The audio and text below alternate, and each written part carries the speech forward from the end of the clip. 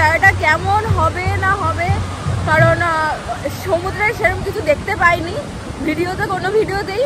But আমাদের এই যে পিছনে রিসর্ট আর সমুদ্রটা তোমরা জাস্ট দেখো, আমি সামনে ভাবছি যে কতদিন পরে এলাম, এবার এত ভালো লাগছে। পাহাড় ঘুরে এসে সমুদ্রে এসে আমার আলাদাই ফিল হচ্ছে, আলাদাই।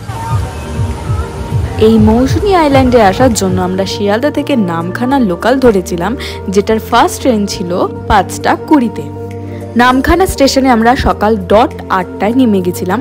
তারপর স্টেশন থেকে বেরিয়ে তোমরা অনেক টোটো অটো স্ট্যান্ড দেখতে পাবে, কিন্তু তোমাদের মেন রোড থেকে অটো ধরলে প্রতিজন 35 টাকা করে নেবে। সেটা শুধুমাত্র ঘাট অবধি, এই ঘাট থেকে পার হতে 10 টাকা করে লাগে। স্টেশন থেকে ঘাটে আসতে প্রায় 45 থেকে 50 মিনিট সময় লাগে। ঘাট থেকে নেমে আমরা আবার টোটো করেছিলাম, যেটাও প্রতিজন 35 টাকা করে পড়েছিল।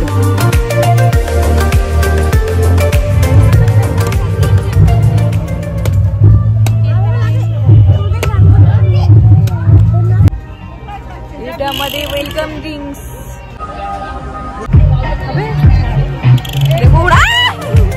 এবার চলো তোমাদের আমাদের রিসর্টটা ঘুরে দেখাই, যেখানে আমরা ছিলাম। চারিদিকে গাছপালা দিয়ে সুন্দর করে সাজানো ছিল। সকাল বিকাল দুবেলা বাইরে বসে আড্ডা মারার জন্য ছিল ছাতা দিয়ে চেয়ারের ব্যবস্থা, আর ছিল দোলনা। এখানে এসি রুমস, কটেজ প্লাস টেন্টের ব্যবস্থা ছিল। আমরা নতুন অভিজ্ঞতা করার জন্য টেন্টেই ছিলাম। টেন্টের ভিতরটা দেখিয়ে দিই। আমাদের এই ভিতরটা হচ্ছে এরকম কিছুটা। তোমরা এখানেও ড্রেস চেঞ্জ করতে পারো, এইভাবে আটকে দিতে হবে বাইরে থেকে কাউকে। এই যে এটা ট্রান্সপারেন্ট বাইরে থেকে মনে হচ্ছে, কিন্তু বাইরে থেকে কেউ দেখতে পাবে না, ভেতর থেকে তুমি বুঝতে পারবে। আমি দেখলাম বাইরে থেকে যখন, ভেতরটা দেখা যাবে। তো এখানে চেঞ্জ করা যেতে পারে, নয়তো বাইরে কমন টয়লেট আছে, তোমরা ওটাও ইউজ করতে পারো। আমরা 2025-এর হোলি মৌসুমীতে কাটিয়েছিলাম, সে কারণে সবাই এক রকম কাস্টমাইজ টি শার্ট পরেছিলাম। এই টাইমে রেটটা একটু বেশি ছিল। টেন্টে যেটা 900 টাকা থাকে, সেটা আমাদের 1000 টাকা প্রতিজন পড়েছিল। কটেজ আর রুমসের ভাড়া আরো হাই ছিল। প্রথম দিনের লাঞ্চ থেকে শুরু করে দুপুরের ইভিনিং স্ন্যাক্স আর রাত্রের ডিনার, পরের দিন সকাল অবধি ব্রেকফাস্ট তোমরা প্যাকেজের মধ্যে ইনক্লুডিং পাবে। চলো এবার তোমাদের দুপুরের মেনু দেখাই।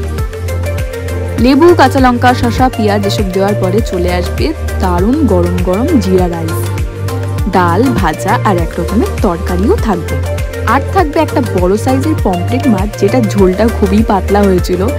আর ছিল চিংড়ি মাছ, যেটা একদমই অপশনাল না, দুটো মাছই তোমরা পাবে। লাস্ট পাতে চাটনি আর পাঁপড়। বিকেলবেলার দিকে সমুদ্রের জল অনেকটাই নিচে নেমে যায়, তাই তোমরা বেরিয়ে একটু নিজেদের মতো ফটো তুলে নিতে পারো। ওইদিকে বনফায়ার হয়েছে আর আমাদের ইভিনিং স্ন্যাক্স রেডি হয়ে গেছে। গরম গরম চা, পেঁয়াজি আর মুড়ির ব্যবস্থা ছিল। আর বারবিকিউ করলে কেজি প্রতি 400 টাকা করে পড়বে।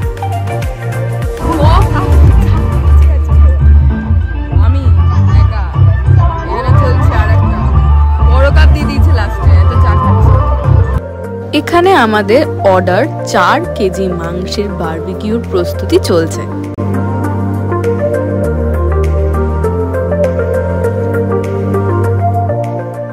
কেমন লাগছে দিদি? কেমন লাগছে?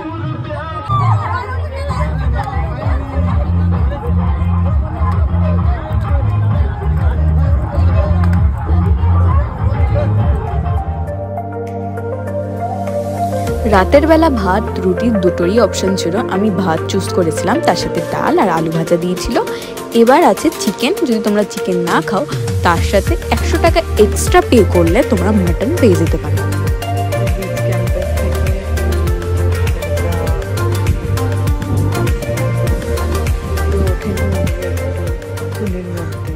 আমাদের গেট খুলে দিয়েছে ফাইনালি 5:30টার সময়। অনেক ফোন করে ডাকাডাকি করার পর তো আমরা এই বাইরের ভিউটা দেখার জন্য এত কিছু সারা রাত ধরে জেগেছিলাম।